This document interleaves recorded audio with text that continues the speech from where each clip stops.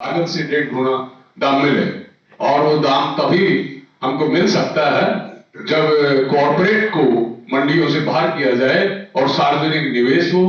और साथ ही ये है कि हमारे जो इनपुट्स हैं, जो चीजें हमारी खेती में इस्तेमाल होती हैं, खाद है, बीज है, डीजल है, दूसरी चीजें हैं, मशीनरी है, उसके दाम इतनी तेजी से बढ़ते हैं कि जो कुछ भी हमको बाजार से मिलता है वो शून्य हो जाता है।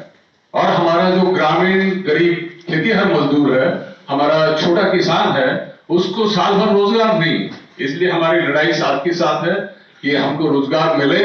और अपनी मांगों को लेकर हमारा जो इंडस्ट्रियल वर्कर है, आप जानते हैं भारत का इंडस्ट्रियल वर्कर को 7 पीढ़ियां, पिछले 7 पीढ़ियों से मजदूर नहीं है, वो किसान का बेटा है, बेटी है।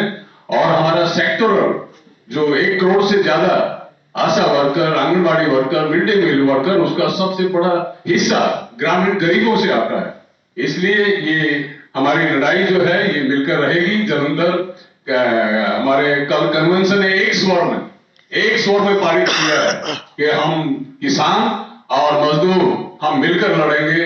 हमारी एकता, ये हमारी स्वाभाविक एकता है, ये कोई फार से नहीं बनी है, ये हमारी स्वाभाविक एकता है, इसको मिलकर हम लड़ेंगे। और साथ ही कल जलंधर कन्वेंशन ने एक संकल्प लिया है कि दिल्ली बॉर्डर्स पर हमारा जो आंदोलन हुआ, हमारे 750 से ज्यादा किसान उसमें शहीद हुए।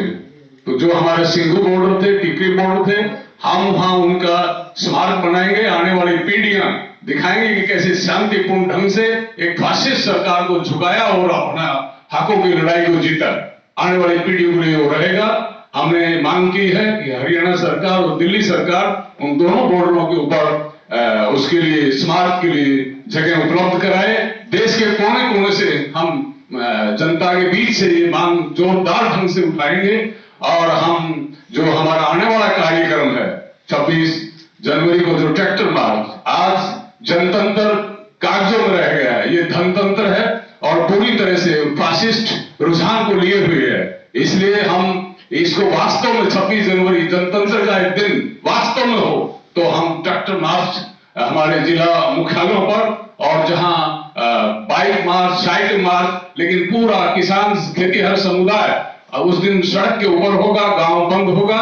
और साथ ही जो फोकल विलेजेस हैं और कस्बे हैं, वहां हम झंडा लेके हजारों की संख्या में जुलूस में होंगे। और जो 16 तारीख का ये स्ट्राइक होगी, ये औद्योगिक स्ट्राइक और हमारा ये जो ग्रामीण बंद, ये मुकम्मल होगी।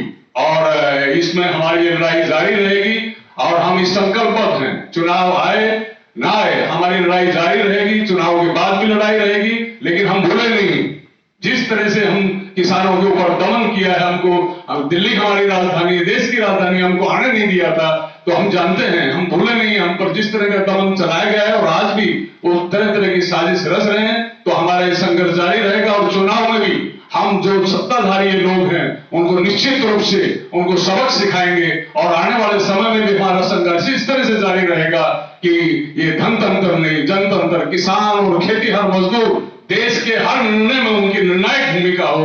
यहां हम अपने आंदोलन को ले जाएंगे। धन्यवाद।